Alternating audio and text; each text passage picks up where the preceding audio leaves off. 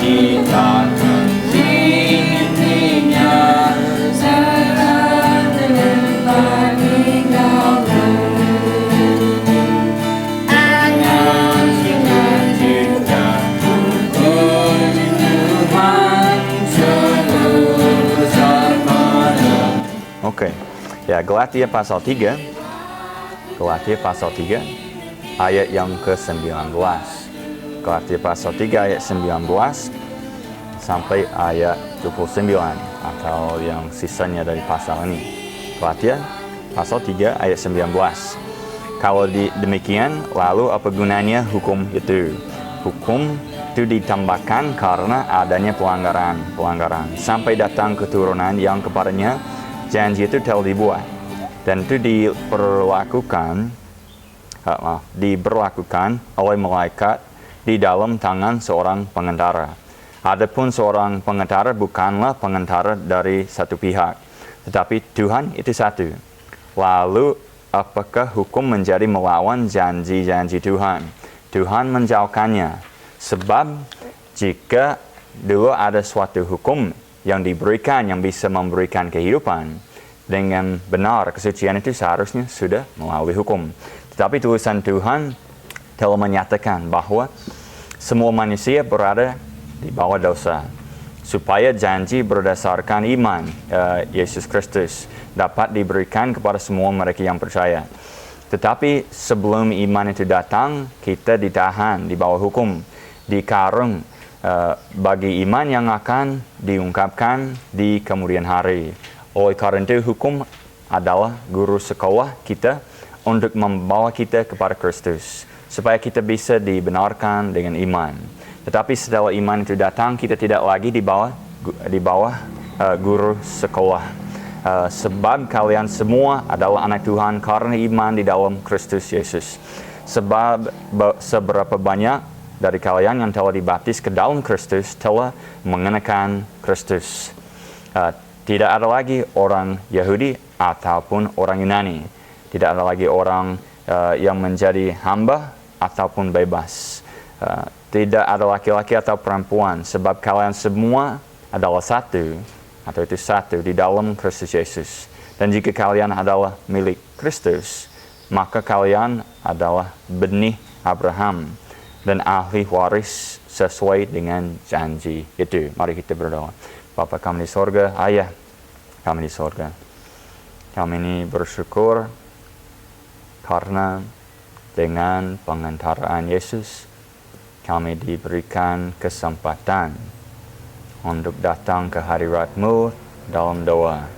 Dan kami dengan rendah hati datang, dan kami sangat bersyukur Tuhan, karena seperti yang dijelaskan di sini, kami menjadi anak-Mu, sudah diangkat, dilayakkan, dan sebagai anak-Mu diberkati bersama Abraham yang dijelaskan di sini. Dan bukanlah karena kami yang hebat Tuhan, melainkan karena Engkau yang mengangkat kami dan menyelamatkan dan menjadikan kami sebagai anak-Mu Tuhan.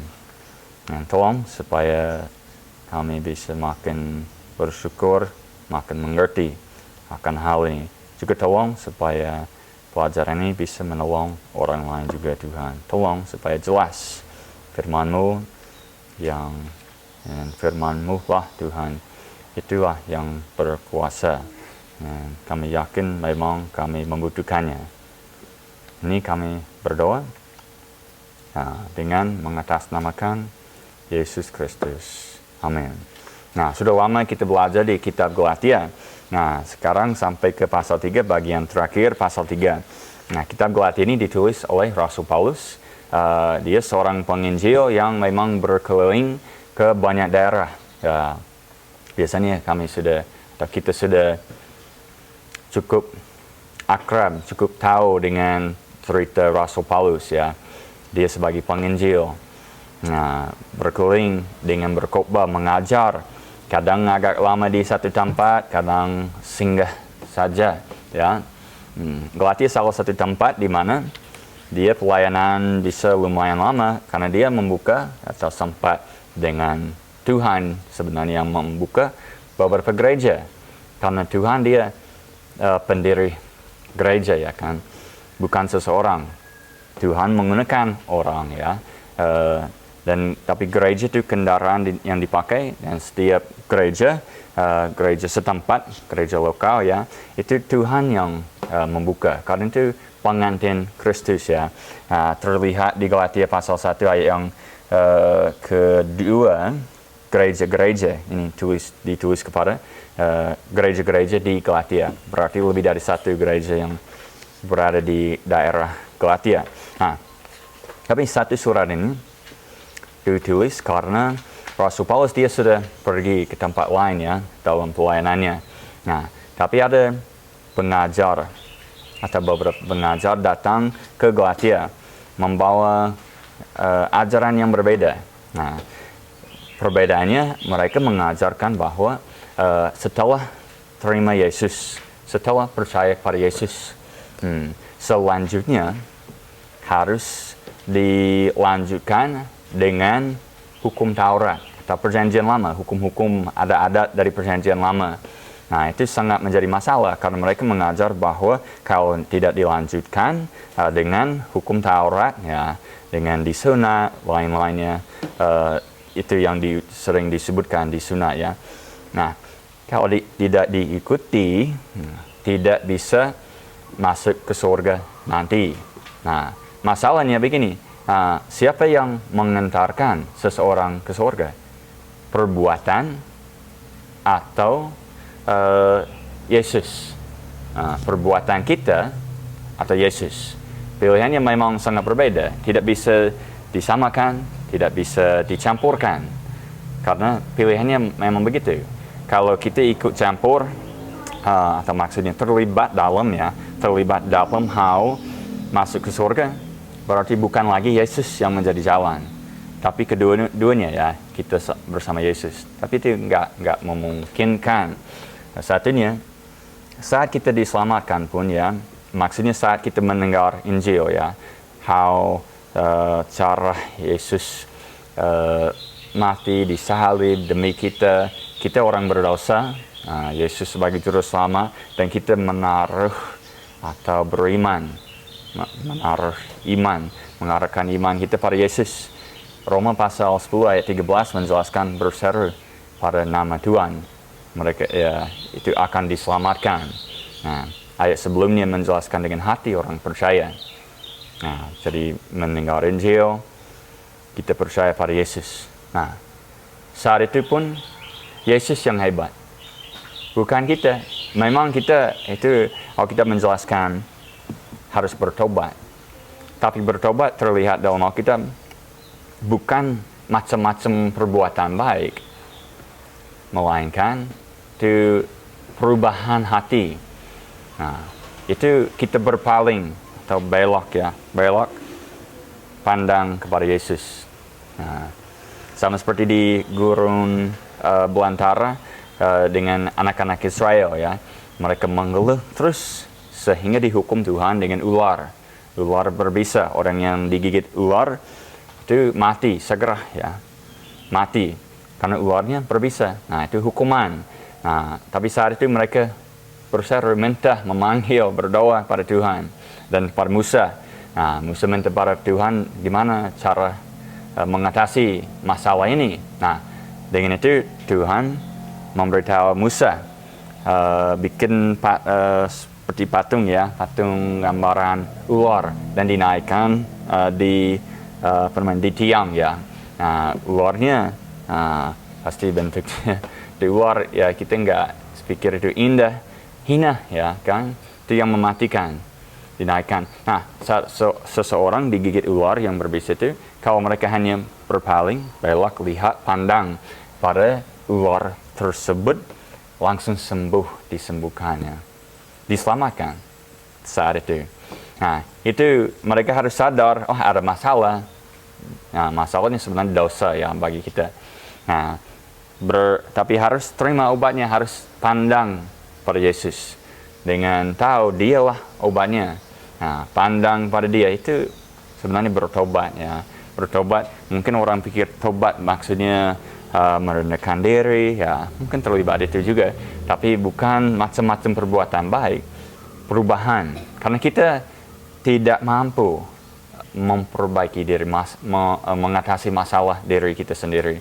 Jadi saat kita pandang pada Yesus, ya, itu hati kita masih manusia, masih kita, masih banyak masalah, pikiran salah, pikiran lain, pikiran banyak, ya kan. Nah, saat kita berdoa seperti seorang pengkhotbah pernah bilang, lupa namanya dia ya, tapi bilang pertobatannya harus dipertobati, ya.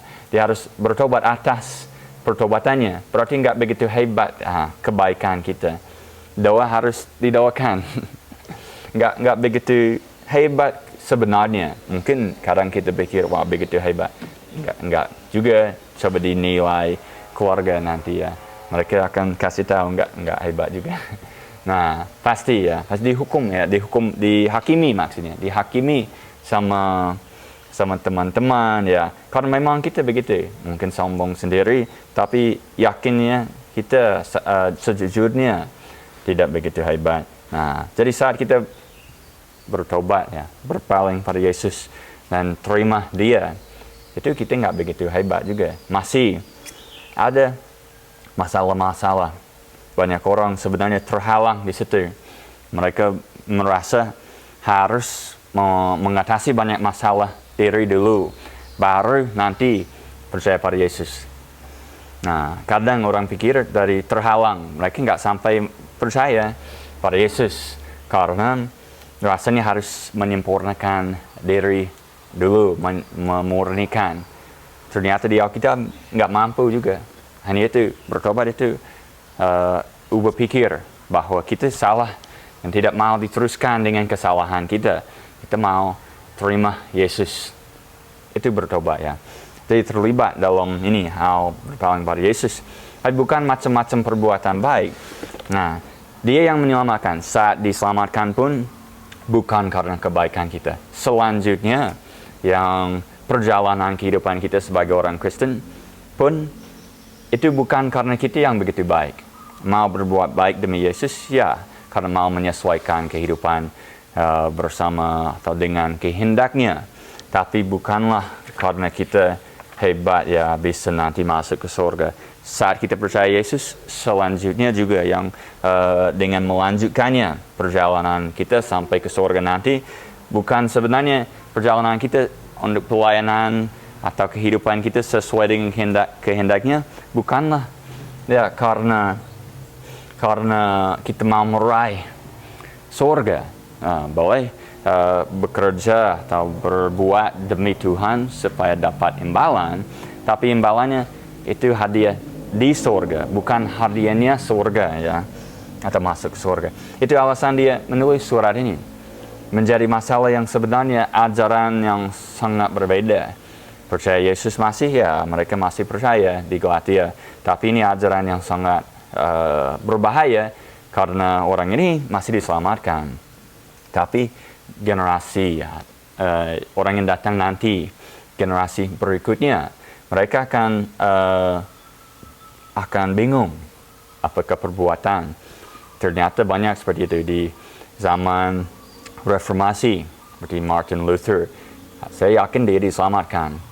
Tapi karena masih di gereja Katolik dan menjadi gereja Protestan, kemudian, ya, yang anaknya nanti, ya, nah, anak iman nantinya tidak lagi ikut sama percaya persis seperti Martin Luther, ya, karena tercampur perbuatan dengan Yesus sebagai juru selamat. Nah, itu menjadi masalah, ya, banyak orang menjadi bingung, tidak mengerti. Nah, jadi ditanya, bagaimana cara masuk surga? Apa yang harus kita perbuat supaya nanti masuk surga? Coba ditanya sendiri, coba tanya ke orang teman-teman lain yang Kristen, ya. Nah, jawabannya akan bermacam-macam. Atau jawabannya, sulit dijelaskan. Karena orang bilang seperti itu, harus lama, seperti itu. Lebar, panjang penjelasannya. Karena bingung. Mereka nggak mengerti Yesus sebagai pintu, Yesus sebagai jalan, dialah yang membawa seseorang ke surga. Selain itu nggak ada cara masuk ke surga, nggak ada lainnya.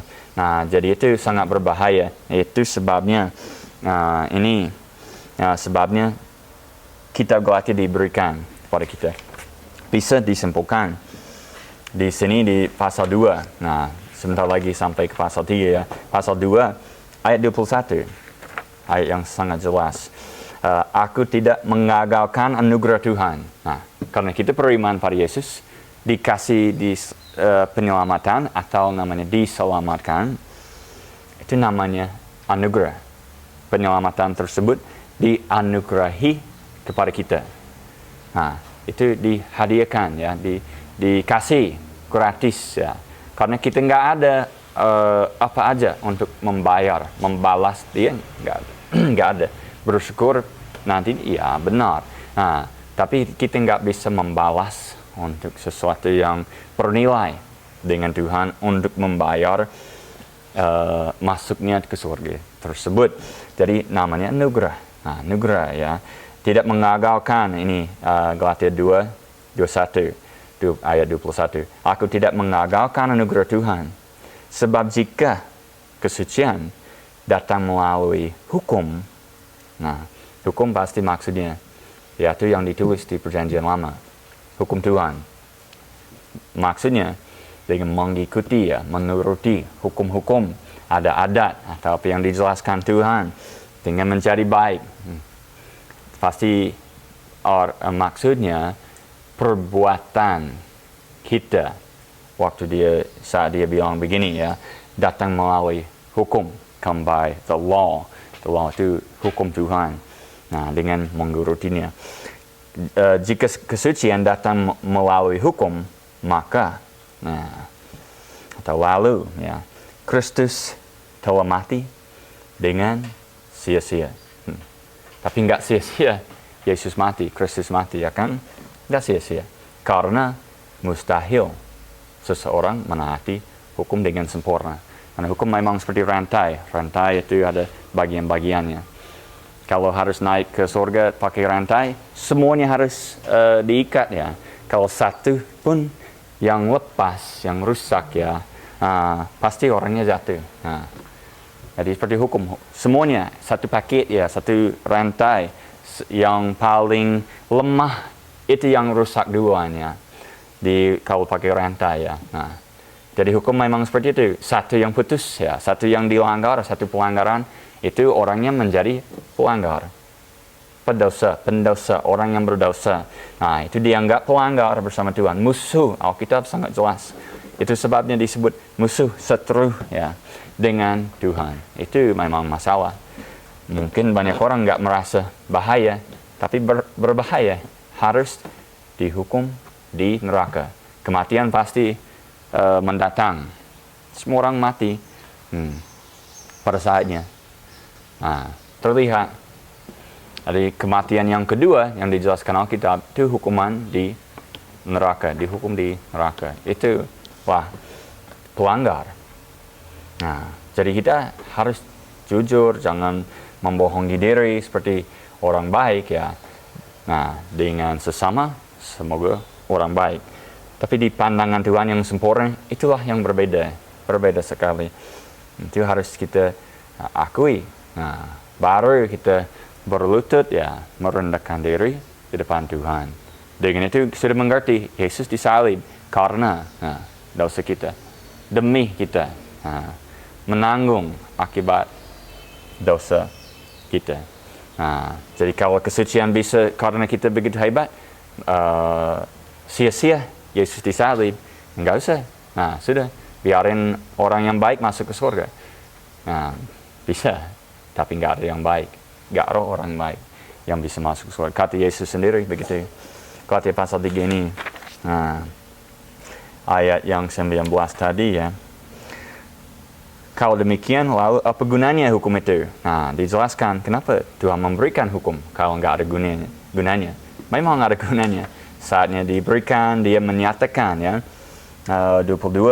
Tapi tulisan Tuhan telah menyatakan bahwa semua manusia berada di bawah dosa, supaya janji berdasarkan iman Yesus Kristus dapat diberikan kepada semua mereka yang percaya. His love to me. On the cross he suffered, on the curse he set me free.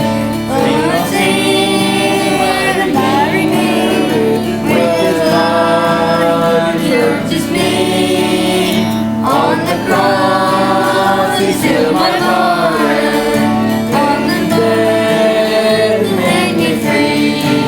Now one more. Just a fraction of the chorus. Do the last one. I will sing of my Redeemer and His heavenly love to me. He from death to life unborn me, Son of God within to be. Sing, oh sing of my Redeemer, with His blood He purchased me. On the cross He sealed my pardon, on the third